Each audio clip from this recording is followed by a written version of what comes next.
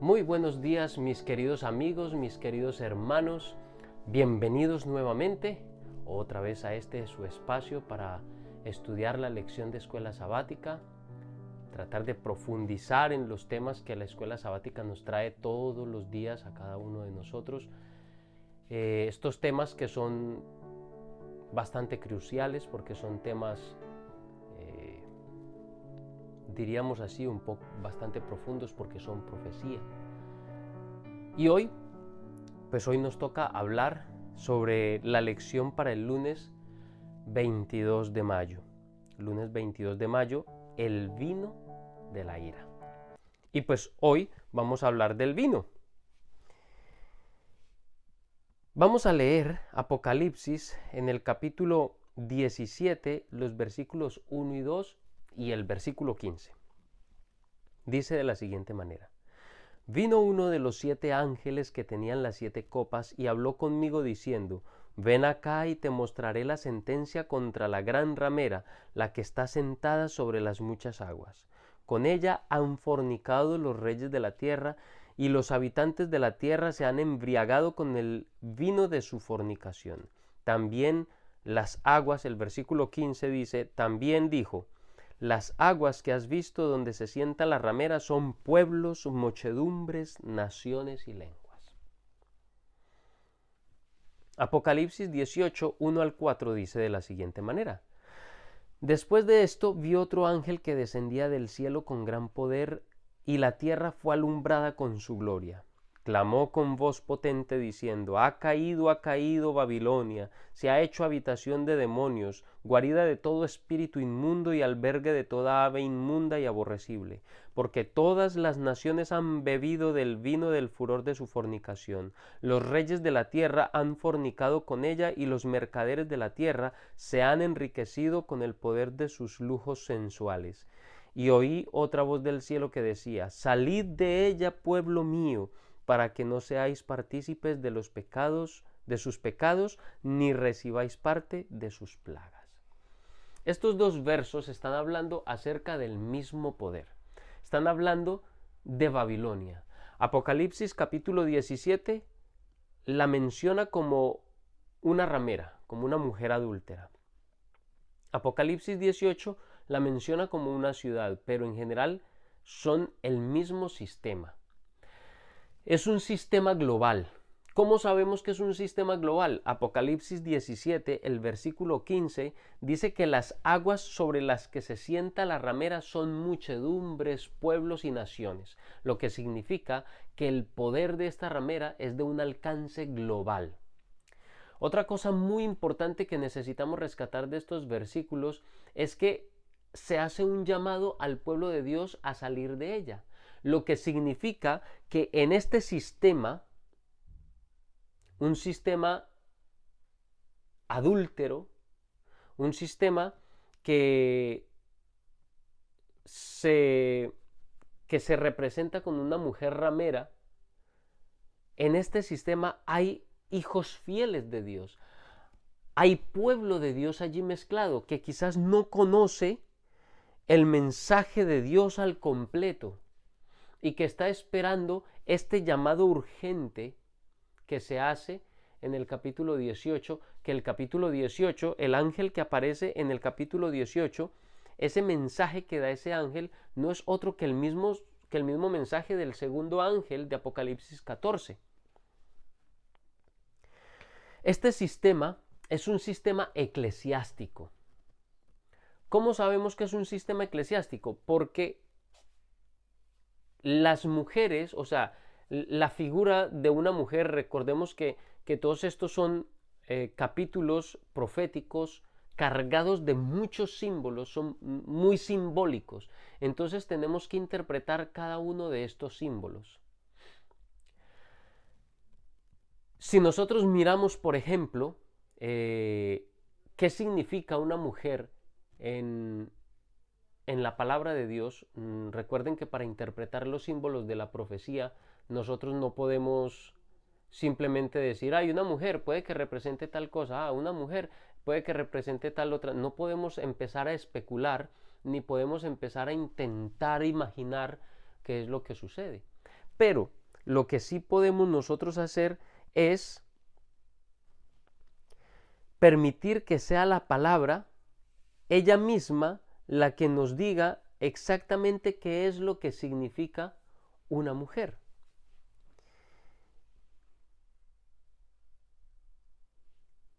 En la palabra de Dios, la mujer representa a una iglesia. ¿Cómo es esto de que representa una iglesia? Vamos a leer un texto que es bastante diciente. Vamos al libro de Efesios, y vamos a ir al capítulo 5. Efesios en el capítulo 5 y los versículos del 21 en adelante. Dice: someteos los unos a los otros por reverencia a Cristo.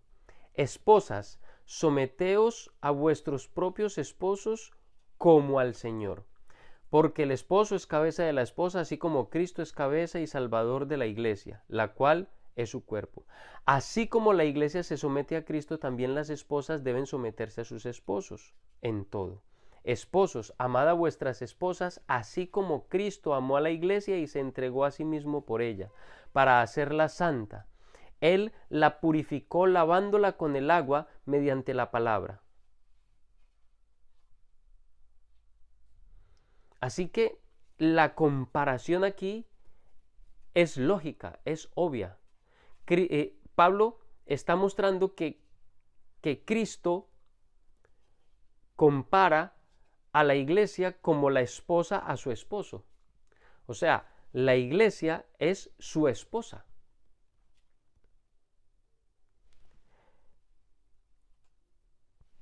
Dice el versículo 27. Sigue diciendo en el versículo 26, para hacerla santa, Él la purificó lavándola con agua mediante la palabra, para presentársela a sí mismo como una iglesia radiante, sin mancha ni arruga ni otra imperfección, sino santa e intachable. Asimismo, el esposo debe amar a su esposa como a su propio cuerpo. El que ama a su esposa se ama a sí mismo. Otro versículo que podemos buscar y que nos indica que una mujer ramera es una iglesia apóstata, la podemos encontrar en el libro de Ezequiel, en el capítulo 16, y vamos a leer los versículos 1 al 3 y luego vamos a leer los versículos 14 en adelante y nos vamos a dar cuenta que Dios trata a su iglesia cuando apostata, cuando es una iglesia apóstata, la trata como si fuera una ramera. En el capítulo 16 de Ezequiel, en los versículos del 1 al 3, dice de la siguiente manera: el Señor me habló diciendo: hijo de hombre, échale en cara a Jerusalén sus prácticas repugnantes. Adviértele que así dice el Señor omnipotente: Jerusalén, tú eras cananea de origen y de nacimiento. Tu padre era amorreo y tu madre hitita. Aquí Dios está tratando a Jerusalén, que Jerusalén en sí no es los muros, porque Dios no le va a estar hablando a muros de esa manera, porque los muros no tienen ningún sentido. Cuando Él se refiere a Jerusalén, se refiere a sus habitantes, a su pueblo, al pueblo que está allí en Jerusalén, que son su iglesia, son su pueblo en ese momento. Pues en el versículo 14 dice de la siguiente manera: en el versículo 3 introduce a Jerusalén como si fuera una chica que ha nacido, ¿vale? Es una mujer. Pero en el versículo 14 en adelante queda todavía más evidente, porque le dice: tan perfecta era tu belleza que tu fama se extendió por todas las naciones, pues yo te adorné con mi esplendor. Lo afirma el Señor omnipotente. Sin embargo, confiaste en tu belleza y valiéndote de tu fama te prostituiste. Sin ningún pudor te entregaste a cualquiera que pasaba. Con tus mismos vestidos te hiciste aposentos idolátricos de vistosos colores y allí te prostituiste. Algo nunca visto. Con las joyas de oro y plata que yo te había obsequiado, hiciste imágenes masculinas y con ellas te prostituiste ofreciéndoles culto. les pusiste a tus vestidos bordados, y les ofreciste mi aceite y mi perfume. Como ofrenda de olor fragante les presentaste el alimento que yo te había dado, el mejor trigo, el aceite de oliva y la miel. Lo afirma el Señor omnipotente. Tomaste también a los hijos y a las hijas que tuviste conmigo y los sacrificaste como alimento a esas imágenes. No te bastaron todas tus prostituciones. Este capítulo es extremadamente claro. Cuando el pueblo de Dios se prostituye, espiritualmente hablando, es porque se va o tras otros dioses o porque se va y se mezcla con otras naciones, con reyes, cuando se mezcla con los poderes políticos del mundo.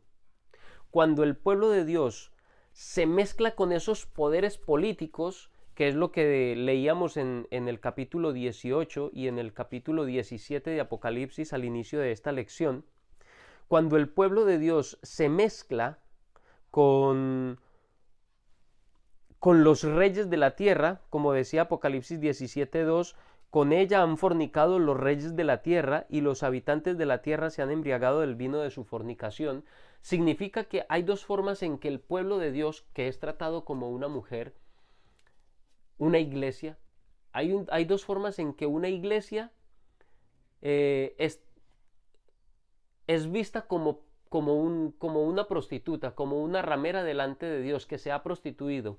Una, que se vaya tras otros dioses. Esa es una forma como la iglesia se puede prostituir, cuando empieza a adorar otros dioses, a levantar imágenes. Eso ya les va dando algunas indicaciones.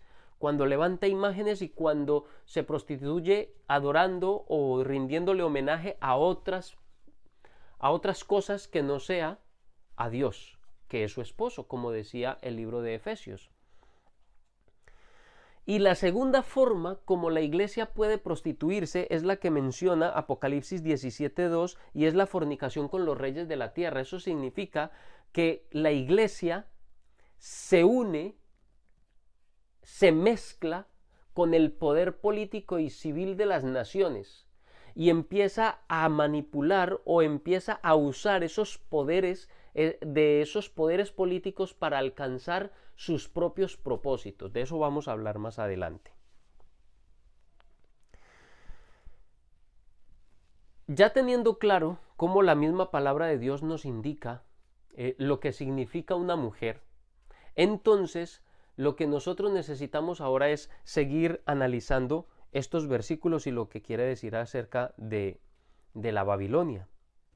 Este sistema eclesiástico, ya hemos visto por qué es eclesiástico, porque una mujer simboliza a la iglesia, así que este poder que es tratado como una prostituta es porque es un poder eclesiástico, es una iglesia que en su profesión, o sea, profesa ser cristiana, profesa seguir a Cristo Jesús, pero que en realidad es una ramera, es decir, se prostituye ya sea por medio de la idolatría o por medio de la amalgama con el poder político y civil. Y vamos a ver que la Babilonia que hay aquí, pues a todos, o sea, se prostituye tanto en la idolatría como en la mezcla en la amalgama con los poderes civiles. El sistema político caído, este sistema político y eclesiástico caído, tiene un alcance internacional. Por eso dice que las aguas sobre las que se sienta son muchas naciones, tribus, lenguas y pueblos. Así como el evangelio debe ser predicado, así como el mensaje de estos tres ángeles, el mensaje del primer ángel comienza diciendo que este ángel lleva el evangelio para predicarlo a toda nación, tribu, lengua y pueblo, así como el mensaje, la advertencia de misericordia que Dios trae, lo trae para todas las naciones. Entonces Satanás, mediante su poder espurio, mediante esta ramera que se llama a sí misma cristiana, pero que en realidad no lo es, en realidad es una ramera, porque se prostituye tras las naciones y tras los ídolos, Mediante este poder, Satanás intenta evitar que el mundo reciba la advertencia que Dios tiene para ellos. Satanás no quiere que las personas se salven. Satanás no quiere que las personas lleguen al arrepentimiento, que amen a Cristo Jesús como su Salvador y Redentor, y que entiendan que la hora de su juicio ha llegado y que necesitan arrepentirse y encontrar la manera de poder pasar por este juicio airosamente, y la única manera es con Cristo Jesús. Por lo tanto, emplea todos los engaños posibles para que todas las naciones, tribus, lenguas y pueblos que tienen que escuchar el mensaje de advertencia, pues no lo atiendan. Además, dice que ha fornicado con los reyes de la tierra. Eso ya lo hemos explicado. Hemos explicado que fornicar con los reyes de la tierra, la fornicación es una unión ilícita entre el poder político, civil y el poder religioso. Esas dos cosas no se deben mezclar, no deben ir juntas, porque siempre en la historia, siempre que la religión fue religión de Estado, esa religión impone por la fuerza sus ideas. Cuando no puede imponer sus ideas por la razón y por la verdad, porque necesita introducir falsedades y no logra hacerlo mediante la verdad, entonces utiliza la fuerza, y para eso necesita aliarse de manera ilegal, fornicaria, con el poder civil, para que el poder civil haga lo que ella no puede hacer, imponer por la fuerza las ideas que ella necesita. Esa unión ilícita es la fornicación, y este sistema eclesiástico lo ha hecho durante todas las edades, durante muchas edades, durante muchas épocas. Siempre ha sido lo mismo. Y es que existen dos mundos, dos gobiernos diferentes, el gobierno celestial y el gobierno terrenal, y esos dos gobiernos no pueden mezclarse, no deben unirse, no deben mezclarse, cada cosa debe ir en su sitio. De eso vamos a hablar un poco más a profundidad de lo que significa la fornicación, la vamos a ver más adelante. Por el momento tengamos paciencia, que con respecto a eso vamos a profundizar un poco más en los próximos días que se nos vienen. Pero Apocalipsis también dice que las naciones se han embriagado del vino de su fornicación.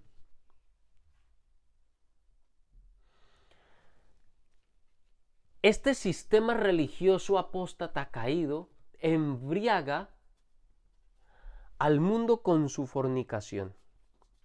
El simbolismo del zumo de uva, cuando es puro, simboliza la sangre de Cristo Jesús, que fue derramada en la cruz por cada uno de nosotros. Eso lo vemos, por ejemplo, en la última cena, cuando Jesús va a repartir el vino, que es zumo de uva puro, sin fermentar.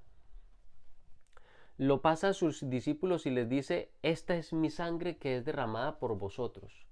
Entonces, el zumo de uva puro simboliza en el Nuevo Testamento la sangre que Cristo derrama para la salvación de nosotros. Pero cuando el vino es un vino que embriaga, es un vino fermentado, como dice Apocalipsis 17:2, que los habitantes de la tierra se embriagaron con ese vino, eso tiene otras connotaciones diferentes. Dios llama a su pueblo a que salga de esa Babilonia, pero vamos a tratar de ahondar un poco más en el caso del vino. La Babilonia espiritual de los últimos tiempos, como di yo medio a entender en el día de ayer, aunque principalmente se está refiriendo a ese poder religioso político que se forma mediante una iglesia apóstata y la unión del poder político. Ese poder religioso apóstata, aunque ese es llamado Babilonia, la gran Babilonia en sí no es solamente la unión, no es solamente el poder religioso, sino que es una triple alianza. Es una triple coalición que gobernará el mundo con mano de hierro. Vamos a mirar en el libro de Apocalipsis en el capítulo 16. El libro de Apocalipsis en el capítulo 16. Y vamos a leer los versículos 13, 14 y 19. 16, versículos 13, 14 y 19.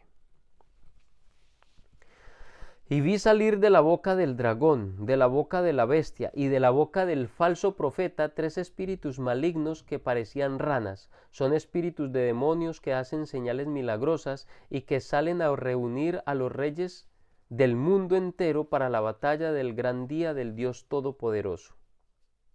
Y el versículo 19 dice, y la gran ciudad, Babilonia, se partió en 3 y las ciudades de las naciones se desplomaron. Dios se acordó de la gran Babilonia y le dio a beber de la copa del vino del furor de su castigo.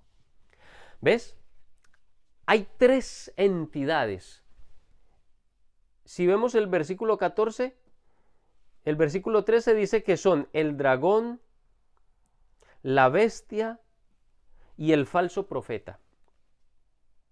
El dragón simboliza a los poderes políticos del mundo, al poder civil. La bestia es la misma ramera, es el papado, es esa religión apóstata que ha dado de su vino a todo el mundo. Y la bestia que sale de la tierra es el mismo protestantismo apóstata, o lo mismo que dice aquí en el versículo 13, el falso profeta. El falso profeta es la misma bestia que sale de la tierra en Apocalipsis 13 y es el protestantismo apóstata. O lo mismo que las hijas de la ramera en el capítulo 17 de Apocalipsis.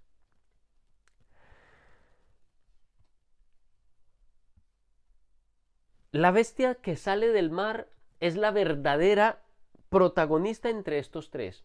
Por eso, cuando la ciudad llega en memoria de Dios, la gran Babilonia llega en memoria de Dios y le envía sus castigos, dice que la ciudad se parte en 3. ¿Por qué en 3? Porque eso es una triple, esa gran Babilonia es una triple alianza.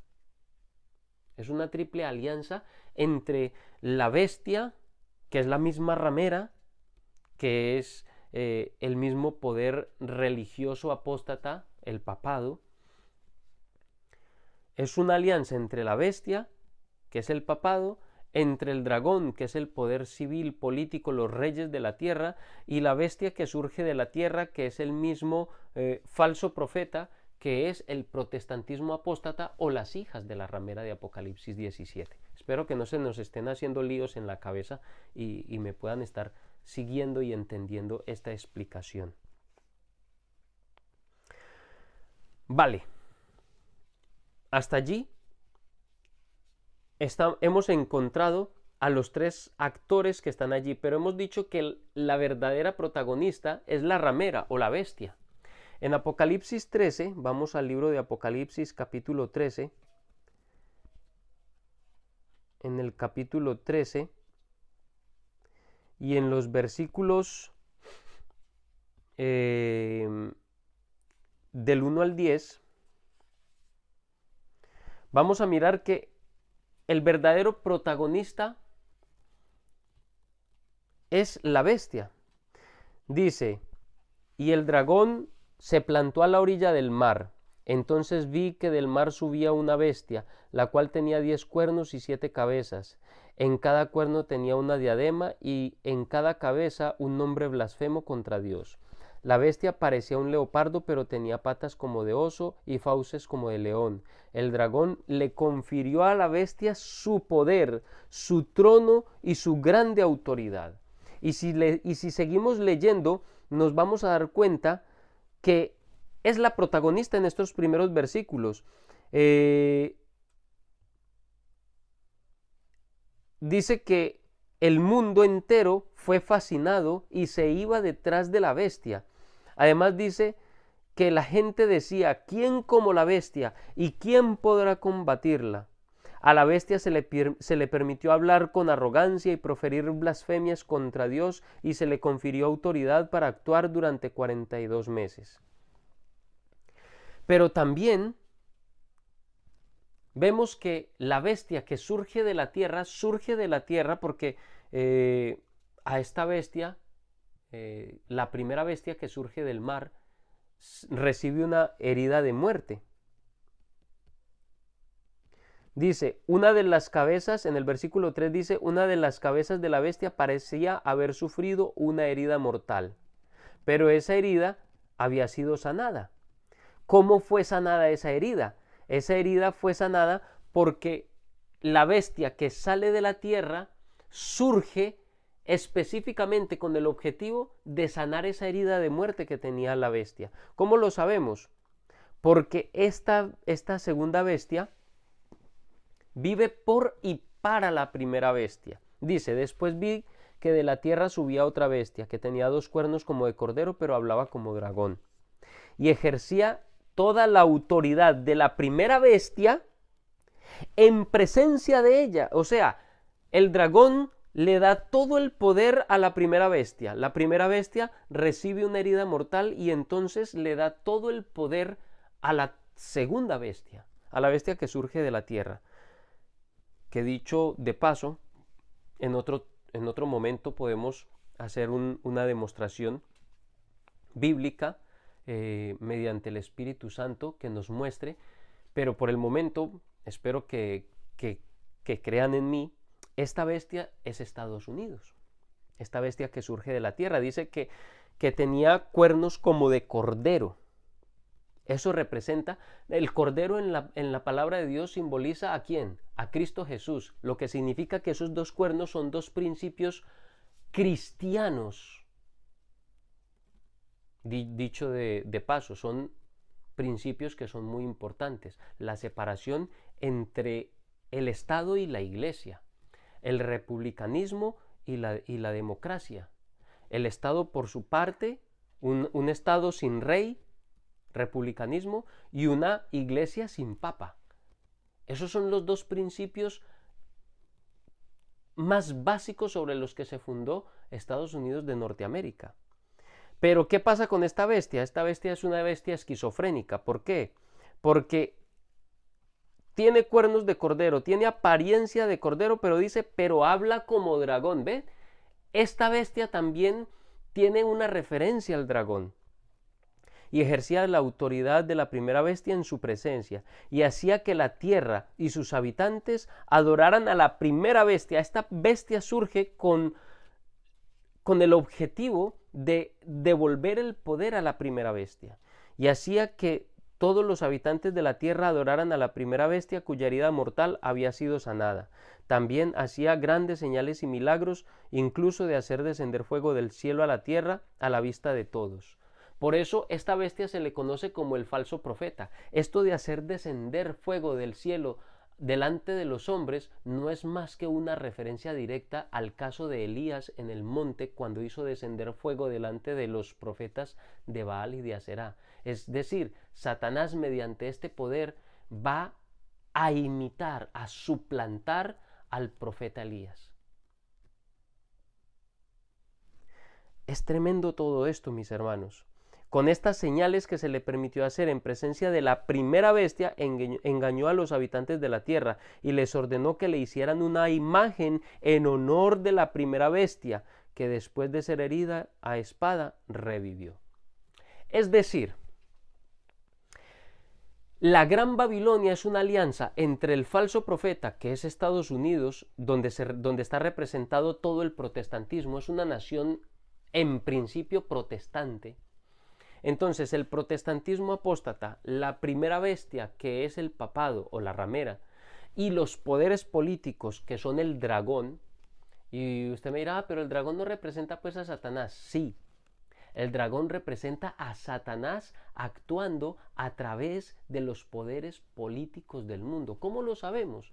Recuerden que en Apocalipsis capítulo 12 el dragón está parado delante de la mujer esperando a que su hijo nazca para devorarlo.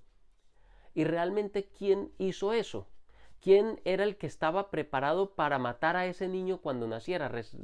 Recuerden que ese niño es el Señor Jesucristo. Realmente quien estaba parado de forma literal esperando a ese niño para matarlo fue Herodes. Herodes mandó matar a todos los niños de Belén para intentar matar a Jesús en esa matanza. Es decir, el dragón es Satanás actuando a través de Roma en ese momento, a través del poder político. Pero como vemos aquí, el pueblo, el protestantismo apóstata habla como dragón, es decir, Satanás actuando a través del poder político de los Estados Unidos de Norteamérica. Esas tres cosas unidas, el poder político, el poder religioso apóstata de la ramera y el poder religioso de sus hijas, que son las iglesias protestantes apóstatas que siguen las mismas creencias y las mismas ideas de su madre. Esa triple alianza es la Gran Babilonia.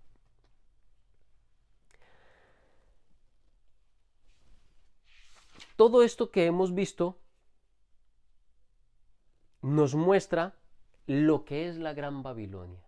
Yo espero que hayan comprendido. Si tienen alguna duda, si necesitan aportar algo, si necesitan preguntar algo, recuerden que en los comentarios pueden dejar sus preguntas, sus dudas, también pueden dejar sus comentarios. Si necesitan aportar algo más, pues pueden hacerlo también allí. Ahora, ¿qué es el vino? Ya nos ha quedado, espero nos ha quedado completamente claro qué es la Gran Babilonia. Ahora, ¿qué es el vino? El vino son las falsas doctrinas. Vamos a mirar en el capítulo 17 de Apocalipsis para mirar un poco esta parte, Apocalipsis capítulo 17, y vamos a leer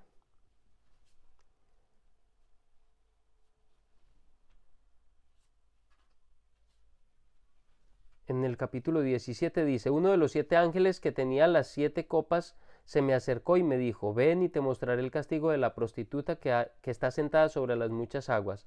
Con ella cometieron adulterio los reyes de la tierra y los habitantes de la tierra se embriagaron con el vino de su inmoralidad. Luego el ángel me llevó en espíritu a un desierto y vi allí a una mujer montada sobre una bestia escarlata. La bestia estaba cubierta de nombres blasfemos contra Dios y tenía 7 cabezas y 10 cuernos. La mujer estaba vestida de púrpura escarlata y adornada con piedras preciosas y perlas.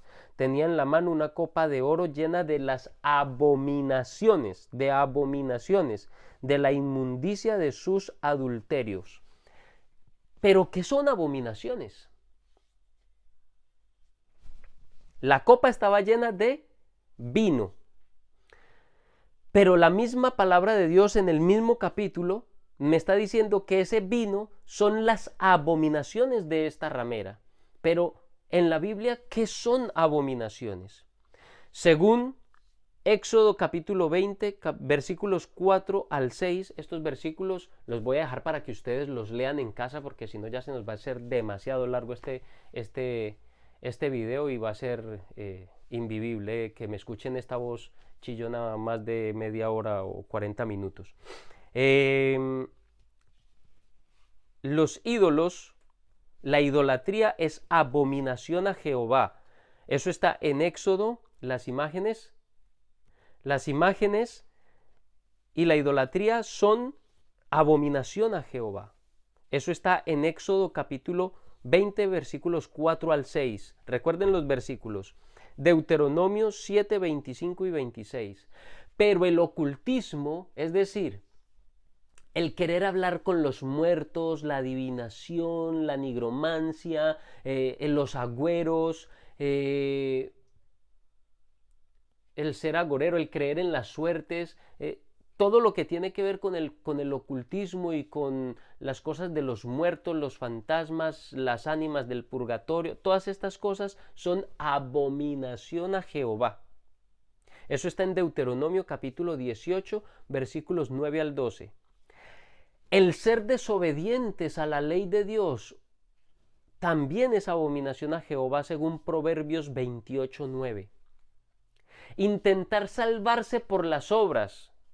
Eso de que mis pecados son borrados porque rece Padre Nuestros o porque haga penitencia, intentar salvarse por sus propias obras, eso también es abominación a Jehová. Eso está en Lucas 16, 15. Jeremías capítulo 13 nos dice que el adulterio, Jeremías capítulo 13, versículos 26 y 27, que también habla de Jerusalén como una mujer adúltera, dice que el adulterio es abominación a Jehová. Derramar la sangre inocente, matar personas inocentes, como hizo la Santa Inquisición en la Edad Media, eso es abominación a Jehová. La homosexualidad, Levítico 18:2, no te acuestes con hombre como con mujer, porque eso es abominable a Jehová, dice Levítico 18:2. La adoración al sol aparece como la peor de todas las abominaciones, peor incluso que todas las anteriores.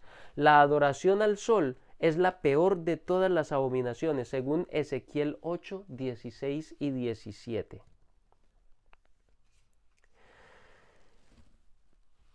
Pues muy bien, ya hemos visto todas estas cosas. Todo eso es abominación, todas esas doctrinas falsas que practica la ramera, las indulgencias, la Santa Misa, las ánimas del purgatorio, rezarle a los muertos, tener imágenes, todas esas cosas son abominación a Jehová.